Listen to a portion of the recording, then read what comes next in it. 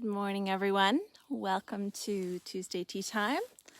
I am in the paddock here with Atlas behind me, and Arie is in the shed eating some hay. And today, I thought I'd talk about something a little bit different. Usually, I put a bunch of high-quality hay right behind me so that the horses want to join me for tea time. And it's a good way of setting up the video, and they enjoy the high quality hay that they don't get all the time. I do keep low quality hay in their feeders 24/7. They get to eat all the time. This is important to me. I think horses need a lot of forage and roughage, and both my horses are pretty easy keepers. They don't need a lot of extra calories. So I reserve the high quality food for in the horse trailer or when I want them to stay with me for tea time. But today I want to talk about something a little different. So Atlas here behind me, you can see him nibbling on a little bit of short grass. Arie's eating some hay in the shed. I kept the food very normal because my two stallions are together. And this is something that I have been struggling with. Atlas is really irrational when he gets pushed, and he attacks quite violently. Luckily, none of my geldings push him, so he can be in with the geldings really easily. Unfortunately, Arie is not always so tactful. Arie feels like Atlas should do something and do something now. And unfortunately, Atlas's response is to attack. And he's bigger and he's stronger and he's faster than Arie. Arie lived in the wild. I think probably he was a pretty successful stallion, but he's small. And honestly, I don't think he is prepared for the kind of violence that Atlas brings to the table. Hi, Joe. Thanks for joining us. So I've been working for a couple of months now trying to get these boys to spend time together in a way that is okay. And what I was doing before, and I posted a video about this on Patreon, is I was letting them mix it up a little bit and talk to each other, and then they would start to play, and then play would turn into fight, and I would try and get them moving before they fought too much.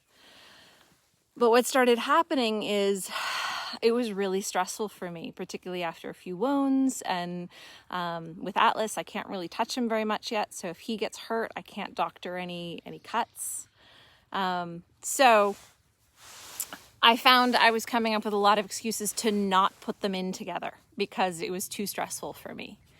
And I needed to be aware that my stress matters as well as their stress. So I don't want the horse's stress to get too high, but I also don't want my stress to get too high. So, come up, Breezy? Breezy's here. It's just announcing that someone pulled in the driveway. So, my stress matters as well as the horses. And so if my stress is getting too high, I need to do something about that. And I need to do something about my stress before I find that I don't want to do something anymore.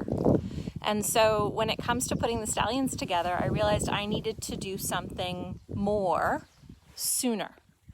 And that meant that instead of waiting for the stallions to play for a while and then for it to escalate and then for the fight to start, I needed to get them moving as soon as I felt my stress was going up. Not wait for their stress to go up, but actually listen to my own a little bit more. So we've been doing this for, you can see Arie in the barn there. He's eating some hay. And Atlas behind me standing under the tree. And once I started committing to doing a little bit less intensity with them, so I would move them before they got overwhelming for me. I would send them off on a walk, and they'd walk for half an hour, walk all of that stress off, and then I would let them be again. And as soon as I started doing that, everything felt a lot better. What I find now is that, Atlas can be there and Arie can be there, and they're much more peaceful. They can be in the same space, but they're not always pushing on each other all the time. Now, part of that's just basic conditioning. They know that if they start pushing on each other or yelling at each other, even if it's playful, if it's too much for me, I'm going to get them moving. I'm going to say, you know what, let's walk that off. And I started thinking of it as a challenge. Like, I wonder if we can get 15 miles in a day. If I figure slow walks, probably 3 miles in an hour, could we walk 5 of the hours we're together if we spend all day together? Sometimes I'm going to work with Atlas, sometimes I'm going to work with Arie. But I'm going to try and have them in the same space as much as possible, because I really would like them to develop some social skills around each other. Both of them can live with all my geldings really nicely. But right now, the grass is so good, all of my geldings have moved down to the pastures. So all I have up here in the paddocks with the big fences is my 2 stallions. And I think horses should be together. I think horses should live together if you can manage it. So I try and set it up for success. When they're in together, there's really only many places of low quality food. There's nothing to fight over. There's no mares around here. They do still fight over their manure piles. My job is to really monitor my own stress. And when I feel my stress going up, take an action. It's not just about the horses. It's not just about the stress they feel, but I am part of the equation too. Hi, Mona. So that's something that I wanted to value today. The stress of the human is part of this equation. I talk a lot about the stress of the horse. Fight, flight, freeze. When stress gets too high, you start to see less functional behaviors. And that tends to be difficult for a relationship. These guys, as you see, they're just eating, hanging out. We got Arie in the shed and Atlas on the hill. They're doing a really good job of just living life and being very, very functional. I'm nervous. I'll admit, I'm sitting here in my chair talking to you guys, and I'm worried that I'm going to miss a cue and one of them is going to attack the other one, because it happens on a regular basis. And, I haven't integrated a lot of stallions together, so it's not like I have a huge amount of knowledge about how to do this. But I have found that over the last week, when I really started to honor my own stress levels and use that as a monitor for whether I should intervene and I should get them moving or I should leave them alone, things got a lot easier. And so I titled this video, Do Less Sooner. So I don't have to push them very hard if they're not already fighting. I can just make a little suggestion and we can all take a walk together. It's a lot less pressure if I do it soon enough. And if I really listen to how I'm feeling, I get some sort of a clue as to when I should do something. When I should say, you know what, Atlas, you know what, Arie, you guys should stop what you're doing and we should all take a walk, because a walk would be good for us and a walk would lower our stress levels. And I want to lower stress levels before they become obviously too big. And this has been a big deal for me. I believe in freedom. I believe in letting horses make their own choices. I believe in letting horses make mistakes. All of these things are really good in theory. But when you have 2 stallions and they end up hurting each other, when you let them make too many mistakes, when you give them too much freedom, it starts being really difficult to go that route. And so if I can value doing less sooner, then I can really honor my own stress level. How is Elsa feeling? Is Elsa going to freeze? If I'm going to freeze and I feel like I can't cope with the interaction, or when they're getting too close to each other, or they're starting to make yelling stallion sounds and screaming at each other, it's time to move. Even if maybe it's just playing, maybe they're not going to have a fight. Maybe I'm taking it too seriously. And all of that's possible, but I'm part of this relationship too. While I'm in the paddock with them, these two need to act like gentlemen. And a couple weeks ago, I was really trying to give them room to be themselves. I was really trying to give them time to play. They were rearing, they were boxing, and 90% of the time it was going really well.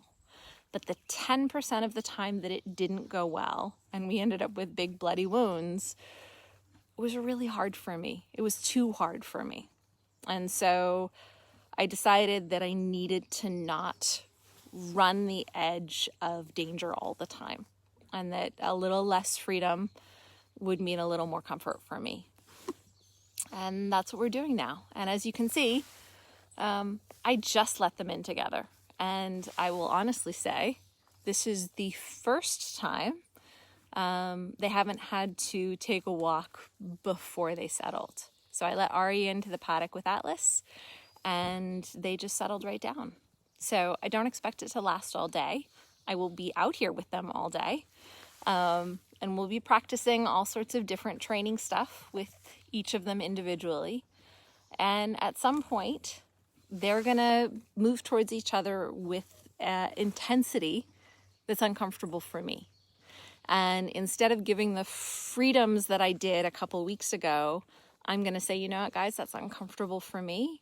I need you guys to take a walk and bring that intensity down.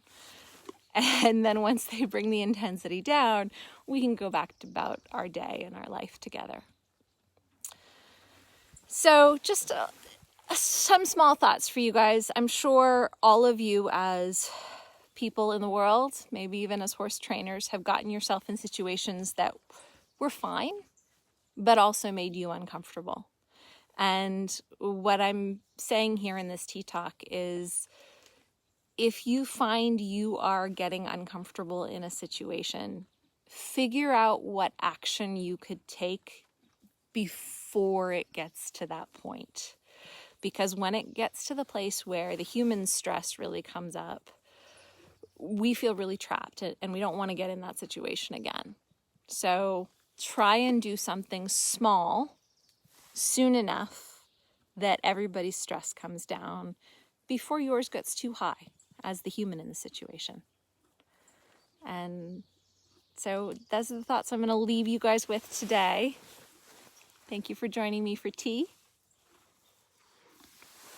I'm going to continue to sit here while these guys eat hay. And if you guys have any questions, let me know in the comments, or things you might like me to talk about next week. And take this into your life. You know, if there is a situation that makes you uncomfortable, is there something small you could do sooner to bring everyone's stress down before it reaches a point where you're really uncomfortable? I think this is something we don't address very much for humans because we're always training the horses.